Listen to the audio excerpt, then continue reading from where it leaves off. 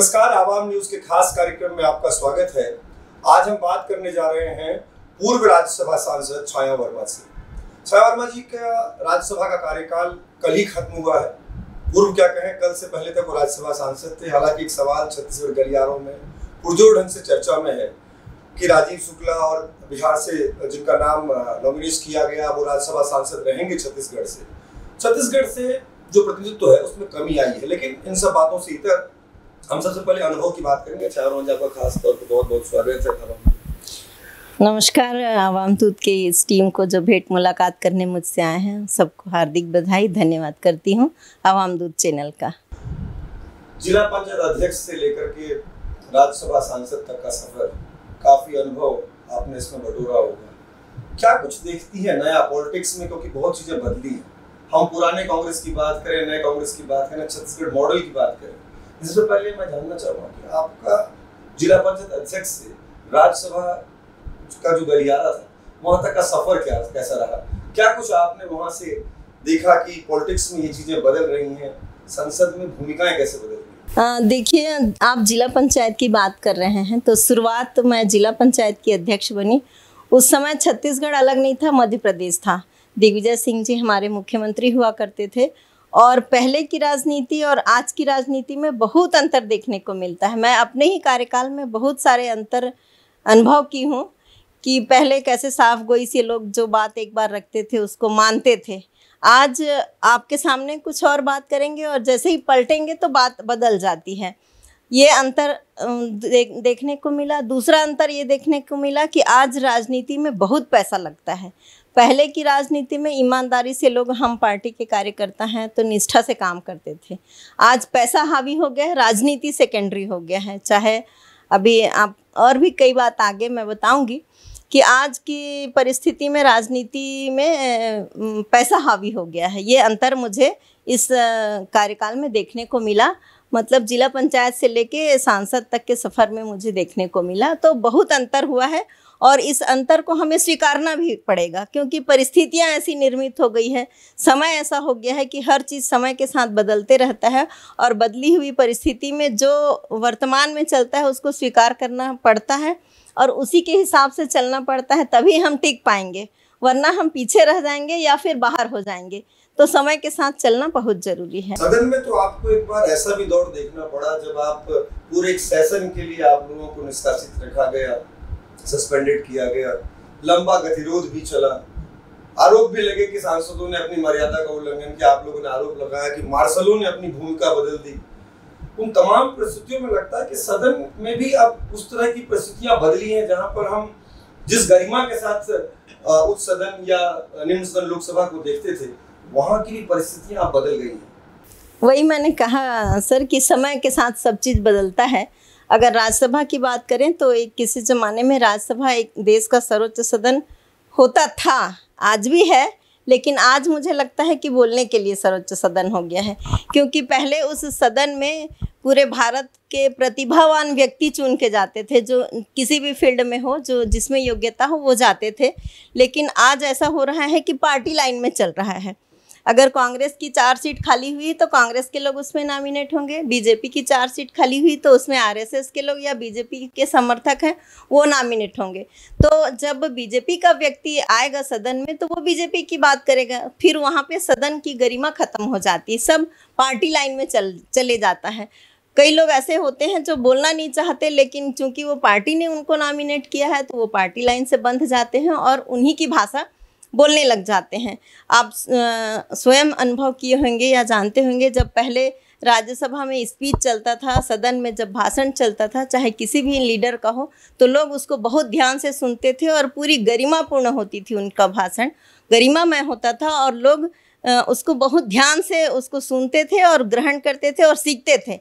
लेकिन आज परिस्थिति ऐसी हो गई है कि हर कोई पार्टी लाइन की बात करता है, चाहे वो कांग्रेस का हो, चाहे बीजेपी का हो, चाहे टीएमसी का हो, किसी भी राजनीतिक दल का हो, पार्टी लाइन से सब बंधे हुए रहते हैं और पार्टी की ही बात करते हैं। फिर वहाँ पे प्रतिभा खत्म हो जाती है।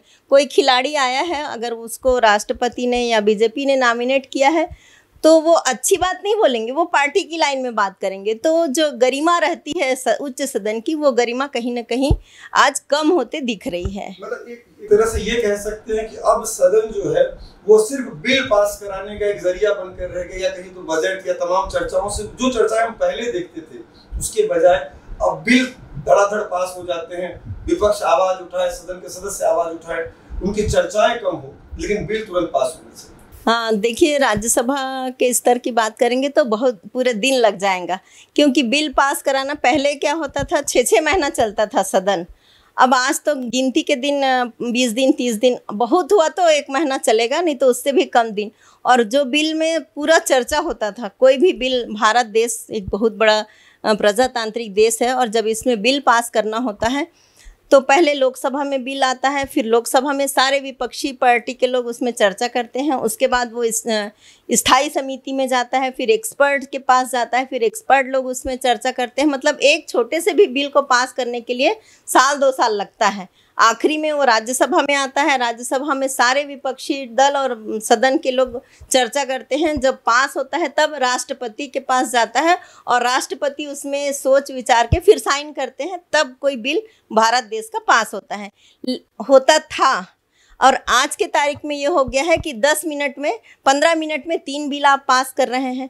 वो बिल चाहे गलत हो चाहे सही हो, आपकी बहुमत है तो आप बहुमत पे दादागिरी करके बिल पास करा लेते हैं। जैसे आपने कहा कि पिछले दिनों सदन में क्या हुआ था, तो वो कृषि बिल उन्होंने पास करा लिया। उस बिल को पहले से जानकारी नहीं दी कि आज हम ये बिल ला रहे हैं। देखिए कितनी सदन की गरिमा, या भारत देश का लोकतंत्र का हर दिन एक पन्ना फट रहा है। लोकतंत्र का कितना अधिक ह्रास हो रहा है, ये हमें देखने को मिला। पहले से नहीं बताया कि आज हम ये बिल ला रहे हैं। वाले दिन तो ऐसे LIC के बिल पर ये सारा मसला छिड़ गया था। कृषि बिल पर तो आप लोग सवाल उठा ही रहे थे लगातार कि ये बिल आप लोगों ने हड़बड़ी में लाया, और उसके बाद जिस तरीके से किसान विरोध कर रहे। मैं थोड़ा स्पष्ट कर दूं दर्शकों को कि आमतौर पर दर्शक इस बात को लेकर कंफ्यूज होते हैं कि सदन किस तरीके से है हमारे देश में। तो आपको स्पष्ट करूं कि हमारे लोकतंत्र में संघीय ढांचे का बड़ा महत्व है। इसलिए लोकसभा जिसे हम चुनते हैं, खासतौर पर जिससे प्रधानमंत्री का चुनाव होता है, अपने लोकसभा सांसद को चुनते हैं, उसके बाद प्रधानमंत्री का चुनाव होता है। जो पार्टी बहुमत में होती है वो अपना नेता चुनती है, वो देश के प्रधानमंत्री होते हैं। उससे ऊपरी सदन को राज्यसभा कहा जाता है, जिसे उच्च सदन कहा जाता है। एक तरीके से संघीय ढांचे का सबसे बेहतर उदाहरण राज्यसभा है, जहां पर हर राज्य अपने प्रतिनिधि को वहां पर भेजता है ताकि राज्य की बात हो और चुनिंदा स्तर की बात हो। एक एक्सपर्ट कमेटी के रूप में आदमी बात करे ताकि बिल वहां से जब राष्ट्रपति के पास हस्ताक्षर के लिए जाए, जब लोकसभा से पास हो तो राज्यसभा में पहुंचे, और राज्यसभा जब उसे पास करे तो जब उस बिल के पास होने से लोगों पर आमूल चूल उसका प्रभाव पड़े, बेहतर प्रभाव पड़े। हालांकि छाया वर्मा जी वहां से जो एक्सपीरियंस लेकर आ रही हैं उसके मुताबिक तो कह रही हैं कि अब परिस्थितियां बदल गई हैं, कहीं ना कहीं संसद की गरिमा पर भी अब सवाल उठने लगे। हालांकि देश की कई एजेंसियों पर सवाल तो अब उठ ही रहे हैं। छाया वर्मा जी, मैं कुछ अनुभव जानना चाहूंगा कि ये जो अपना कार्यकाल रहा, इसमें कुछ ऐसे मोमेंट्स बताइए जो दर्शकों को आप बताना चाहते हैं, शेयर करना चाहते हैं कि हाँ इस बार मैंने ये चीज जाना और ये मुझे देखकर के थोड़ा सा आश्चर्य बोध हुआ, या वो चीज लोगों को जाननी चाहिए। निश्चित रूप से मैं आपको एक बहुत अच्छी बात बताना चाहूँगी, जो मैं अपने राज्यसभा सदस्य होने के नाते मुझे गर्व है कि मैंने उस बिल को पास कराया, और मैं उस काम में अग्रणी भूमिका निभाई, ये मैं कह सकती हूँ। रेलवे की जो वैकेंसी निकलती है उसमें आवेदन फॉर्म भरते हैं तो 700 रुपये उस आवेदन फॉर्म भरने का लगता है, और ये कभी कभी तो 3 साल में वैकेंसी निकलती है। वैकेंसी आवेदन फॉर्म भरने के बाद भी लंबा चलता है। पिछले दिनों एक वैकेंसी निकली थी जिसमें 1.5 लाख लोगों को लेना था रेलवे में, और उस 1.5 लाख लोगों को लेने के लिए करीबन 4 लाख लोगों ने आवेदन किया। 700 रुपये फीस एक आवेदन का, 4 लाख लोगों ने आवेदन किया। उस फीस, और वो लंबा चलता है प्रक्रिया, रेलवे की प्रक्रिया लंबी चलती है। तो 3 साल बाद आप एग्ज़ाम लेके और अपॉइंटमेंट दे रहे हैं, तो 3 साल तक आप लोगों का एक लोगों का 700 रुपये जमा किए, तो 4 लाख लोगों ने 700 रुपये आपको रेलवे को दिया आवेदन के लिए। सिलेक्शन किए आप 1 लाख लोग को, बाकी लोग का पैसा आप सरकार के पास जमा है, तो उसी पैसे से तो उनका तनख्वाह ही हो गया पूरा उनके सर्विस लाइफ का। तो मैंने सदन में ये बात रखा कि जो 1 लाख लोगों को नौकरी मिली उनका आप पैसा रखिए, और जो 3 लाख लोग जिसको नौकरी नहीं मिली उसका पैसा आप वापस करिए, जिन्होंने आवेदन फॉर्म भरा है। गरीब आदमी के लिए 700 भी बहुत होता है, और एक व्यक्ति केवल एक ही फॉर्म नहीं भरता, बहुत सारे वैकेंसी में वो फॉर्म भरते रहते हैं। तो इस बात पे सदन ने विचार किया और फिर वो स्पेशल मेंशन में उसको मैं लाई। सभी लोगों ने उसमें चर्चा किया सदन में और क्वेश्चन आवर में लगाई। फिर बहुत कुछ 3-4 महीने बाद फिर ये बिल पास हुआ कि रेलवे की भर्ती में जिसको नौकरी मिलेगी उसी के आवेदन फॉर्म का पैसा लिया जाएगा, और जिसको नौकरी नहीं मिलेगी उसका पैसा वापस होगा। तो ये मेरे लिए बहुत बड़ा अचीवमेंट है कि आज 3 लाख लोगों का 700 रुपये वापस हुआ। और इसके लिए मुझे बहुत सारे महाराष्ट्र के और बॉम्बे से बहुत सारे रेलवे के लिए जो आवेदन दिए थे उन लोगों का मुझे बहुत सारा पत्र मिला, बहुत लोगों ने मुझे बधाई दिया, तो ये मुझे बहुत अच्छा लगा। हो सकता है आपके इसी नज़ीर को देखकर छत्तीसगढ़ गवर्नमेंट ने भी शासकीय जो परीक्षाएं हैं उसमें फीस माफ करने का निर्णय लिया, खासतौर पीएससी और व्यापम जैसी परीक्षाएं जो छत्तीसगढ़ में आयोजित होती हैं। हो सकता है इससे कुछ अनुभव राज्य को मिला। कांग्रेस की सरकार थोड़ा सा गर्म विषय पर आते हैं, खासतौर पॉलिटिक्स जिस तरीके से हॉट आप देख रहे हैं कि लगातार आया राम गया राम का प्रचलन खूब बढ़ गया है। खरीद फरोख्त की बात का आरोप लगातार विपक्ष लगा रही है।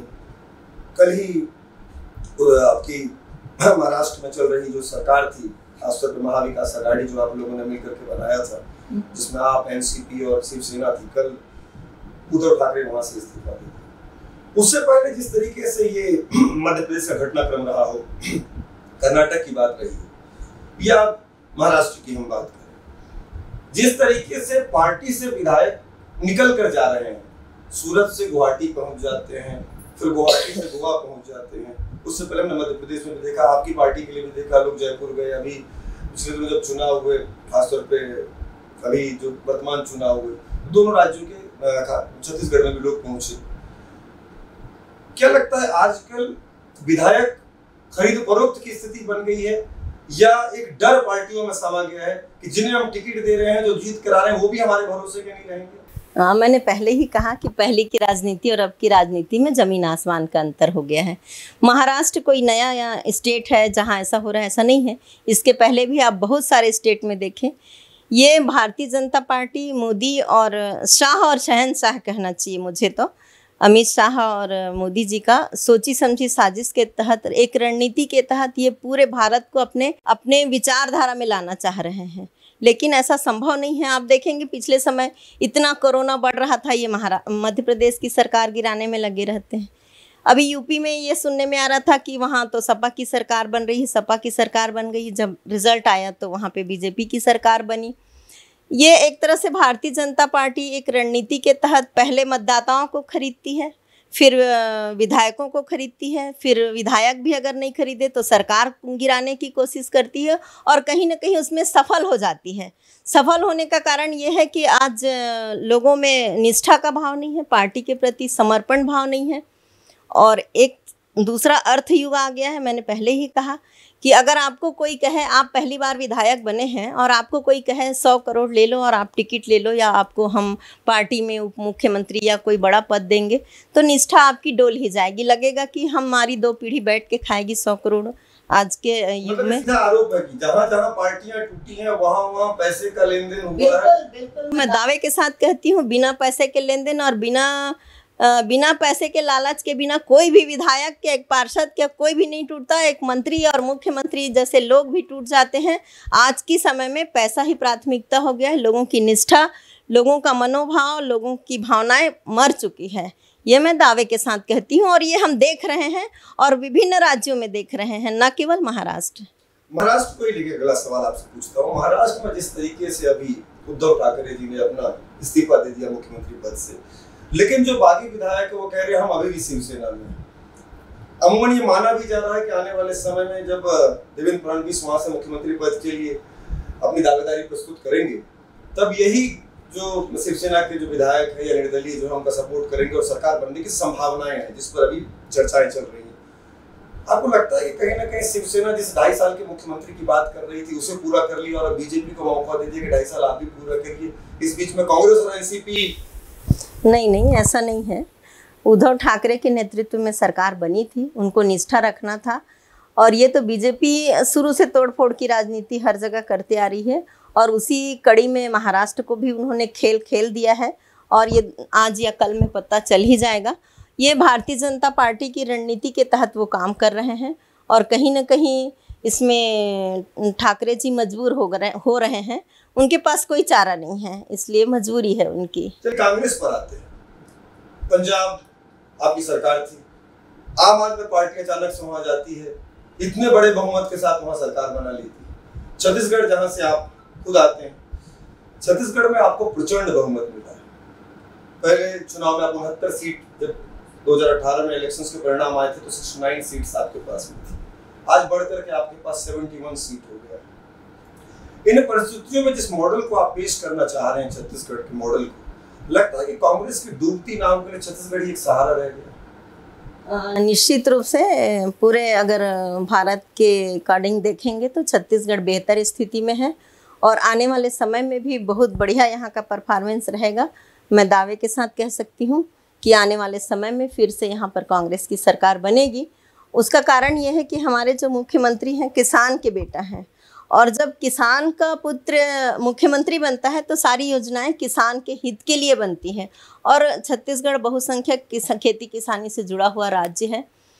चाहे नरवा गरवा बारी मॉडल को देख लें, चाहे राजीव गांधी न्याय योजना देख लें, कोई भी योजना को उठा के देख लें, चाहे गोबर खरीदी, जिसकी किसी ने कल्पना, किसी राज्य, किसी ने के सपने में भी नहीं था कि हम 2 रुपये किलो में गोबर खरीदेंगे।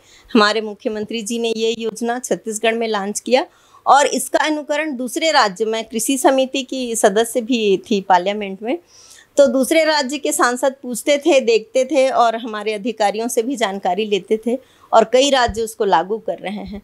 तो आने वाले समय में छत्तीसगढ़ में कांग्रेस की सरकार बनेगी, इसका मैं दावा करती हूँ। और जो योजनाएं छत्तीसगढ़ में लागू हुआ है उसके अन्य राज्य उसको लागू करने की कोशिश कर रहे हैं।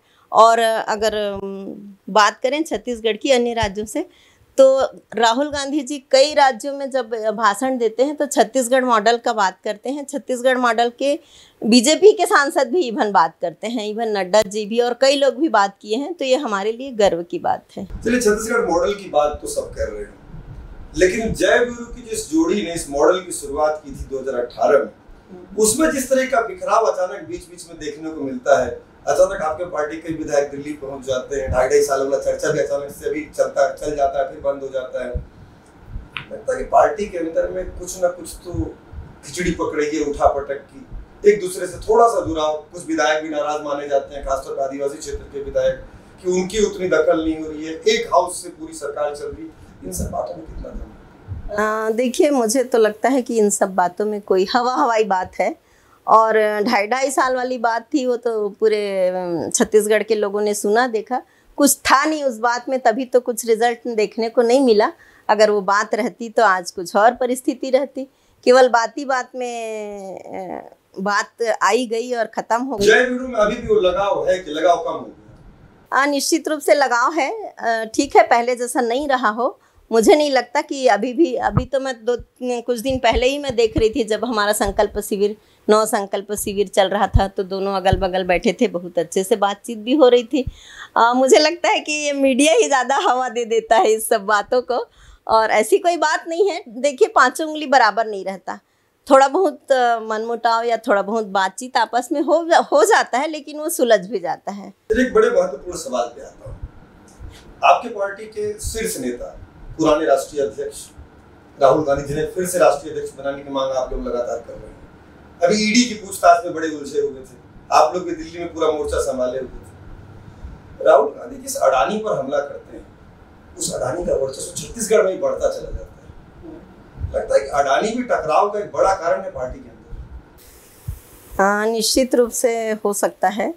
अब इस मामले में मैं ज़्यादा नहीं बोलना चाहूँगी, लेकिन जब कोई एक व्यक्ति पूरे हिंदुस्तान में साम्राज्य स्थापित करना चाहे तो विवाद होना स्वाभाविक है, और उसकी आलोचना होना स्वाभाविक है। करना भी चाहिए कि एक ही का क्यों अधिकार रहे, उसके पैरेलल भी बहुत से लोग हैं जो उस काम को कर सकते हैं। सबको मौका मिलना चाहिए।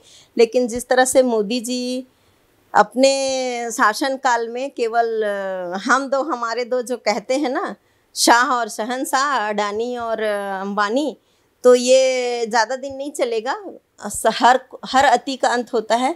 न केवल राहुल जी बल्कि अडानी के बहुत ज़्यादा हस्तक्षेप होने से सभी विपक्षी राजनीतिक दल बात कहीं ना कहीं उठा रहे हैं। राहुल जी खुल के उस बात को बोल देते हैं, लेकिन दूसरी पार्टी के लोग दबे जुबान से बोलते हैं। तो ये प्रजातंत्र के लिए अच्छी बात नहीं है कि किसी एक व्यक्ति के हाथ में सारा कुछ जाए। चलिए, एक सवाल आपसे पूछना चाहता हूँ मैं, महिला भी हैं आप। छत्तीसगढ़ में आपकी सरकार 2018 में जब बनी, उसमें घोषणा पत्र में आप लोगों ने शराबबंदी का वादा किया। लगभग चौथा साल चल रहा, अगला साल 5वां साल आ जाएगा।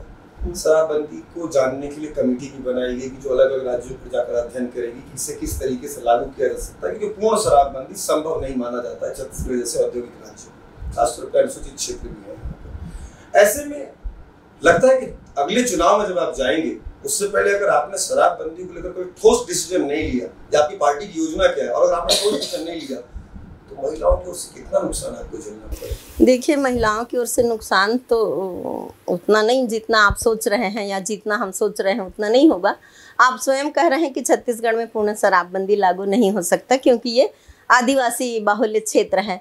दूसरी बात, आप बिहार चले जाइए, वहाँ पर पूर्ण शराबबंदी है। गुजरात चले जाइए, वहाँ पूर्ण शराबबंदी है। लेकिन शराब की खपत पूरे भारत में सबसे ज़्यादा बिहार में है, उसके बाद गुजरात में है। तो फिर ऐसे शराबबंदी का क्या औचित्य है जहाँ पर शराब बहुत बड़े पैमाने में बिक रहा है? जहाँ तक छत्तीसगढ़ की बात है, एकदम से शराबबंदी आप नहीं कर सकते, धीरे धीरे होगा। बहुत सी दुकानें बंद हो गई है छत्तीसगढ़ में, और बहुत सारे सामाजिक संगठन हमारी कांग्रेस पार्टी ने नियुक्त किया है, बनाया है, और उसके माध्यम से बंद करने का प्रयास चल रहा है। अब इस प्रयास में कितनी सफलता मिलेगी वो आने वाला समय बताएगा, और इसके आने वाले समय में ही इसके बारे में कुछ कहा जा सकता है। और इससे चुनाव में बहुत ज़्यादा इसका भुगतान पार्टी को भुगतना पड़ेगा, ऐसा मैं नहीं समझती। अच्छा, चलिए, आप लोग एक आरोप लगाते हैं, मैं आपको राष्ट्रीय लीडर, चूंकि आप राज्यसभा में प्रतिनिधित्व करती हैं, राज्य का करती रही, एक जो बड़ा आरोप कांग्रेस की ओर से लगता है, और तमाम विपक्षी दल भी आरोप लगाते हैं कि केंद्रीय एजेंसियों का वर्तमान सरकार दुरुपयोग कर रही है, वो चाहे ईडी हो, चाहे वो सीबीआई हो, चाहे वो एनआईए हो। आप लोग लगातार इस तरह का आरोप लगाते हैं। लगता है इससे देश की जो बड़ी एजेंसियां हैं, इसकी साख पर नुकसान आप ही पहुंचा रहे हैं, या वाकई एजेंसियां वैसी हो गई? मुझे तो लगता है वाकई एजेंसियां वैसी हो गई हैं। आप देखिए, वो एक बड़े जस्टिस थे जो रिटायर हुए, उनको राज्यसभा में मनोनीत किए, सांसद बनाए। जब वो शपथ ले रहे थे तो पूरा विपक्ष का सदन हल्ला कर रहा था, वापस जाओ वापस जाओ। और शपथ लेने के बाद वो एक भी दिन नहीं आए राज्यसभा में, एक भी अटेंडेंस उनकी नहीं है। तो ये कहीं ना कहीं लगता है कि शासन के कंट्रोल में हो गया है सब कुछ। आपके राज्य के भी कई मसले केंद्रीय एजेंसियों से जुड़े हुए हैं, खासतौर पर मुख्यमंत्री का एक पुराना मसला है जिसमें सीबीआई, हालांकि सीबीआई को आप लोगों ने बैन कर रखा है। पिछले दिनों आपका एक बड़ा घोषणा पत्र में जो शामिल इशू था कि झीरम का सच आप लोग सामने लेकर के आएंगे। एनआईए आपको केस फाइल नहीं दे रही थी, उस पर अब नई सहमति बनी, केस फाइल आपको देंगे, आप नए तरीके से जांच करेंगे।